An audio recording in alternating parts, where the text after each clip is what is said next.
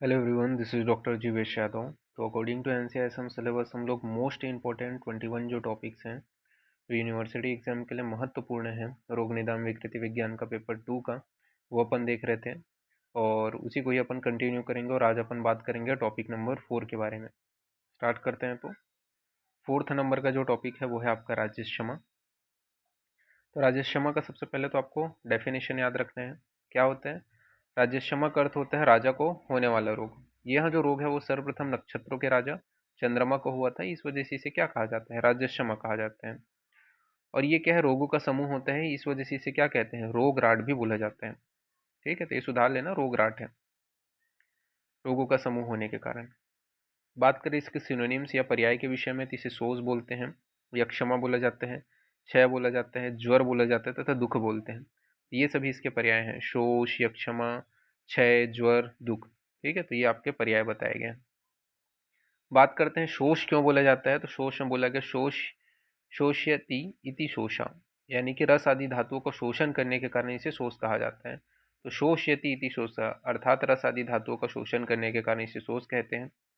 यक्षमा क्यों कहते हैं? यक्षते पूज्यते इति यक्षमा, यानी कि इस रोग की पूजा होने के कारण इसे यक्षमा कहा जाता है। तो यक्षते पूज्यते इति यक्षमा, तो इस रोग की पूजा होने के कारण इसे यक्षमा कहा जाता है। क्षय क्यों बोलते हैं? तो क्षीयते अनेन इति क्षया, यानी कि इस रोग में निरंतर शरीर का जो है वो क्षय होने लगता है, इसी कारण इसे क्षय कहते हैं। फिर बोला गया ज्वर। तो ज्वर क्यों कहते हो? तो शरीर में ताप की वृद्धि होने के कारण इसे ज्वर कहा जाता है। तो शारीरिक ताप की वृद्धि होने के कारण इसे ज्वर कहते हैं।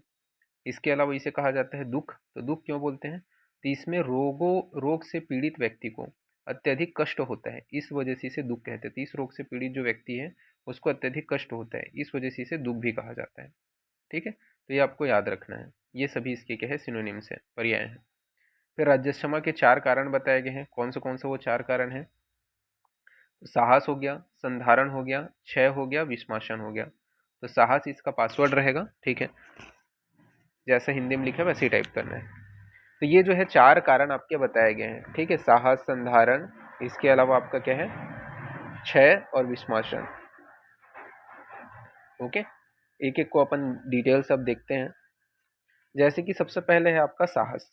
तो साहस के अंतर्गत क्या क्या चीजें बताई गई हैं? तो साहस का निदान बताया गया कि अपनी शक्ति से अधिक बल वाले पुरुष से युद्ध करने के कारण, तो अपने शक्ति से अधिक बल वाले पुरुष से युद्ध कर रहे हो, अत्यधिक भार का उठाने के कारण, अधिक रास्ता चलने से, अधिक तेजी से बोलने से, सॉरी अत्यधिक तेजी से बोलने से, अत्यधिक तैरने से व अत्यधिक मैथुन करने से। इन सभी कारणों की वजह से ये साहसपूर्ण काम है। इन सभी कारणों की वजह से क्या है? त्रिदोष प्रकोपित होते हैं, विशेषतावाद, और क्या है? फुसफुस में छत उत्पन्न करके, स्रोतावरोध करके, धातुओं का क्षय करके राजस्षमा रोग को उत्पन्न करते हैं। इसके बाद में साधारण संधारण की विषय में बात करते हैं। तो संधारण मतलब अधारणीय वेगों का धारण करना। तो कब अधारणीय का वेगों का धारण करोगे? तो जैसे कि लज्जा के कारण, ठीक है, या घृणा के कारण या भय के कारण क्या होता है? जो आपका आई हुई अपान वायु का जो वेग है, मूत्र पुरुष का जो वेग है, उसका धारण करने के कारण, इन कारणों की वजह से क्या होता है? जो त्रिदोष है वो प्रकोपित होता है, विशेषतावाद। और प्रकोपित जो दोष है वो ऊर्ध्व, अध व तिर्यक प्रदेश में गमन करते हुए स्रोतस को ब्लॉक कर देगा, यानी कि स्रोतो अवरोध करेगा। फिर क्या है? धातुओं को क्षय करके राजस्षमा रोग को उत्पन्न करेगा। ये यहाँ पे बताया गया है। फिर क्षयज निदान के विषय में बताया गया है। तो क्षयज निदान के अंतर्गत क्रोध के कारण, शोक के कारण, भय आदि कारण, इन कारणों की वजह से व्यक्ति का जो शरीर है वो बहुत ज्यादा कृश हो जाता है। तो क्रोध, शोक, भय, इन कारणों की वजह से व्यक्ति का शरीर अति कृश हो जाता है, या बहुत ज्यादा उपवास रखने के कारण जो शरीर है वो कृश हो जाता है। अति मैथुन के कारण जो है शरीर में कृष्णता आ जाती है। इन सभी निदानों के कारण क्या है? शरीर में ओज तथा शुक्र का क्षय हो जाता है। तो इन सभी निदानों के कारण शरीर में ओज व शुक्र का क्षय हो जाता है, वह त्रिदोष प्रकोपित होते हैं, विशेषतावाद। और प्रकोपित जो दोष है वो संपूर्ण शरीर में गमन करके, श्रोतावरोध करके, धातु क्षय करके राजस्षमा रोग को उत्पन्न करते हैं। तो ये यहाँ पे आपका बताया गया है। फिर बात करते हैं विषम भोजन। ठीक है, विषमासन जिसको अपन बोलते हैं। तो विषम आहार सेवन करने के कारण त्रिदोष प्रकोपित होते हैं। प्रकोपित होकर के त्रिदोष शरीर में गमन करते हुए श्रोतावरोध करेगा, धातुओं को क्षय करके राजस्षमा रोग को उत्पन्न करते हैं। तो ये यहाँ पे आपका बताया गया है। फिर सामान्य राजस्षमा की संप्राप्ति के विषय में बात करते हैं। तो निदान का अतिसेवन करने की वजह से, मतलब साहस, संधारण, क्षय, विषमासन, भोजन करने के कारण त्रिदोष प्रकोपित होते हैं। त्रिदोष प्रकोपित होकर के संपूर्ण शरीर में गमन करते हैं। क्या करते हैं? त्रिदोष प्रकोपित होकर के संपूर्ण शरीर में गमन करते हैं। फिर क्या है? स्रोतो अवरोध होता है। स्रोतस अवरोध होने की वजह से धातु क्षय होता है और धातु क्षय के कारण राज्यक्षमा रोग की उत्पत्ति होती है। बात करें दोष में तो त्रिदोष प्रमुख रूप से वात और कफ प्रधान दोष है। दूष्य में सभी धातुएं आ जाती हैं। स्रोतस में रस वह, रक्त वह व प्राण वह स्रोतस आते हैं।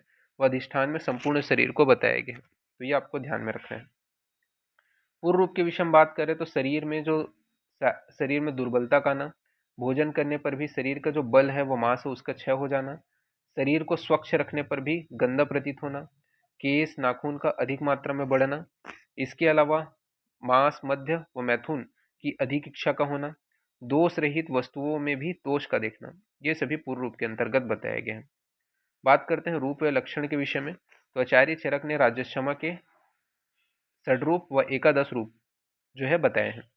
तो षड्रूप राजस्थमा के अंतर्गत क्या आता है? तो इसका कोड याद रख सकते हो, जपा का स्व, तो जपा के स्वर से ज से ज्वर, प से पार्श्वशूल, क से कास, स्व से स्वर भेद, व से वीर्य और अ से अरुचि। ठीक है, तो जपा का स्वर से याद रखना है कि ज्वर, पार्श्व, शूल, कास, स्वर भेद, वीर्य भेद और अरुचि।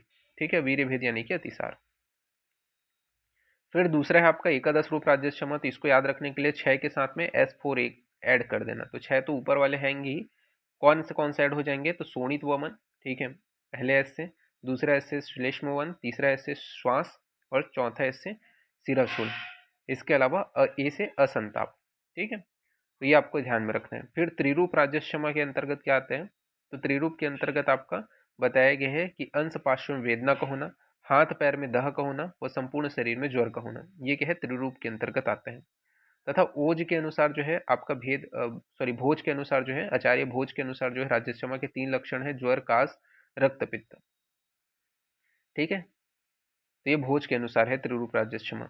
राज्यक्षमा में कास का जो रूप होता है उसके विषय में बताया गया है कि राज्यक्षमा में रोगी जब खांसता है तो वह जो है चिपचिपा गाढ़ा आम गंधी हरा श्वेत युक्त पीले रंग का जो द्रव्य है वो थूकता है।